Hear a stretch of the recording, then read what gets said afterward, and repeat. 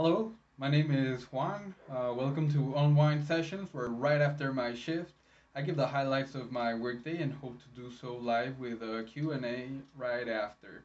As I already mentioned, my name is Juan. I am an English Spanish medical video remote interpreter with over 4 years of experience.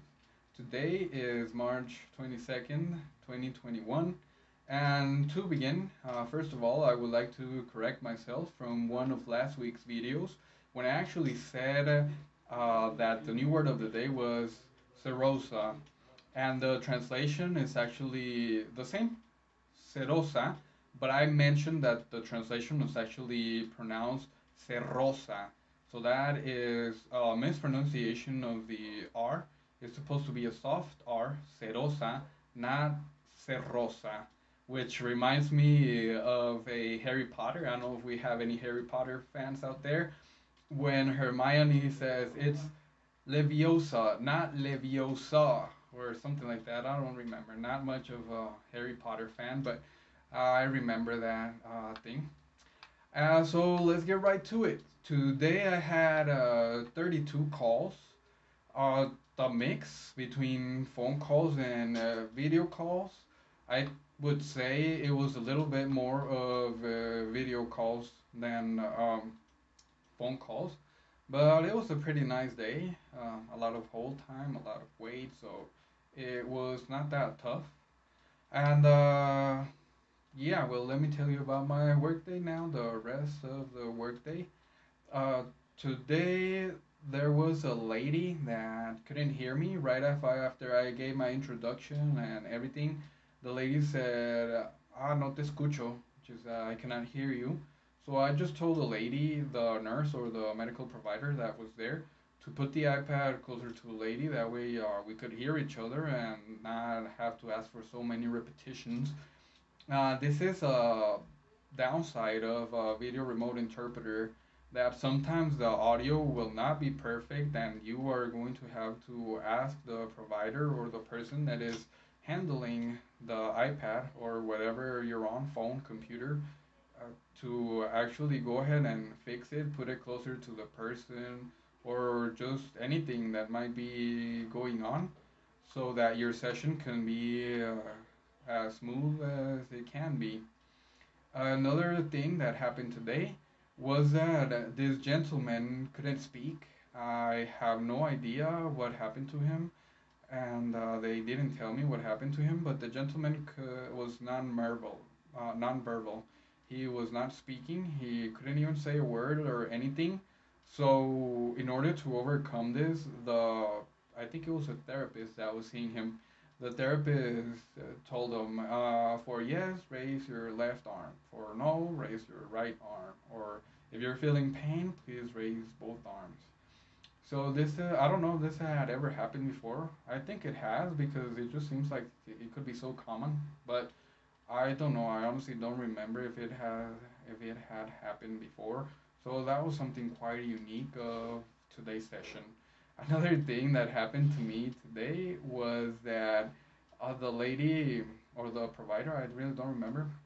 But the point is that they told me to ask if he needed. No, what actually was asked is, necesito que tosa. I need you to cough, the provider said. So the correct translation should have been necesito que tosa, but I actually said necesito que cofa. So that was like that was kind of like my Spanglish version of coughing. And of course, I laughed, and then I immediately went ahead and corrected myself. I was like, "Oh, disculpe, es tosa. I'm sorry, it's cough." And yeah, that was actually pretty funny. It was funny to me though, because I mean, kofa. What is a kofa? I searched it, and it's actually a part of a ship or something, like a top of a ship or something. I don't remember. I don't think it's necessary for my job, so. And it was a mispronunciation, so I didn't give it much thought, and I went ahead with my day and with the interpretation. A thing that really reminded me of this situation is an anecdote that my cousin was telling me about. A long time ago, I remember I was speaking to my cousin, and we were talking about mistakes and stuff, or like when some we make a mistake, and he says, "Well, I really just like to laugh my mistakes off because I noticed that it helps me, and I started doing this whenever I saw Ronaldinho, the ex soccer or football player, depending where you're from." And he said, whenever I see him missing a goal or whenever the ball or the move doesn't go his way, he always just laughs and he moves on. And I took that as a, and this is my cousin speaking, of course. And he said, I took that as a lesson, and that's what I do now. I try not to get angry, and I just laugh my mistakes off, and I continue with my life. And that is something that I've been implementing ever since he told me that. Of course, I'm human, and sometimes I can't. I just go off or feel bad, but most of the time I just laugh it off and try again. And I believe that's the best attitude that you could have towards something like this. Moving on, another thing was that when the provider answered, I couldn't see it.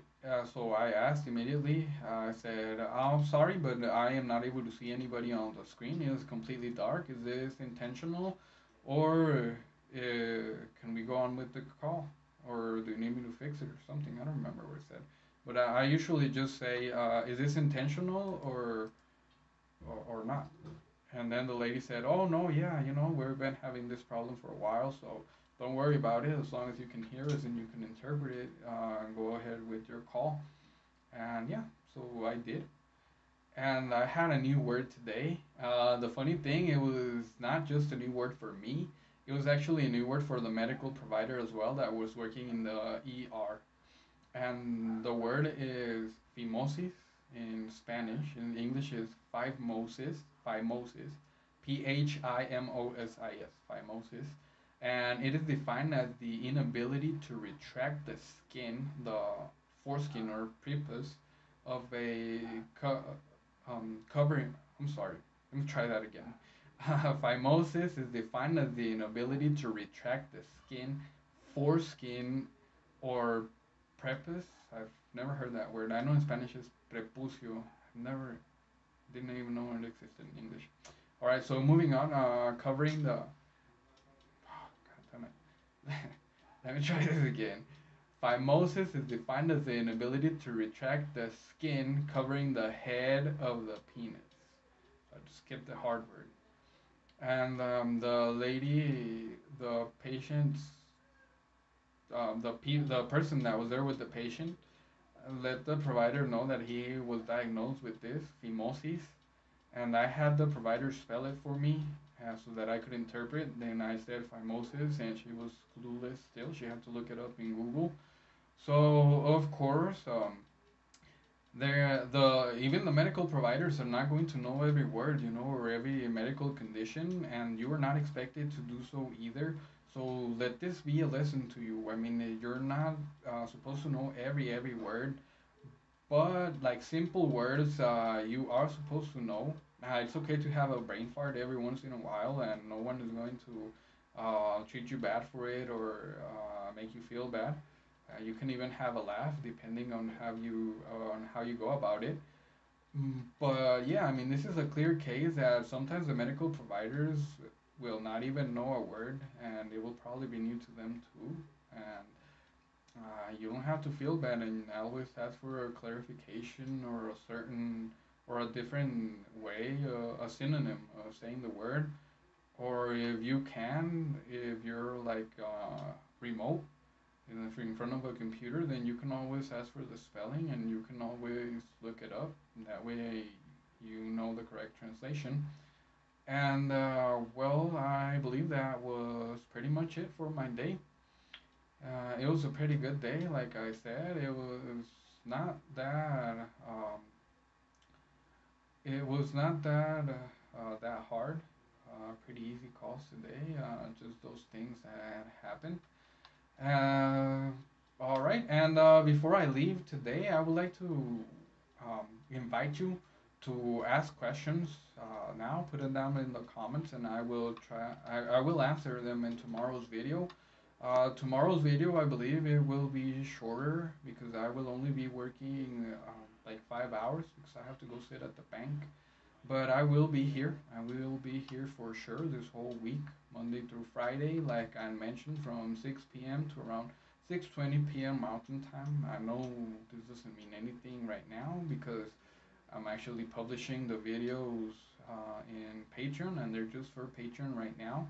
But as soon as they become live and we have the Q&A right after, I'm gonna be posting them. Well, I'm gonna be streaming them live at that time from 6 p.m. to 6:20 p.m. I'm just gonna give like the brief summary of my day, and then we will just go right ahead to the Q&A, and we'll see how many questions I can answer before we actually reach the 6:20 p.m. Mountain Time limit. So please leave your questions below, and I will answer them on the next video. So that's pretty much. Thank you for watching. Please like, subscribe if you like the video for more content, and don't forget to share. Happy interpreting. Goodbye.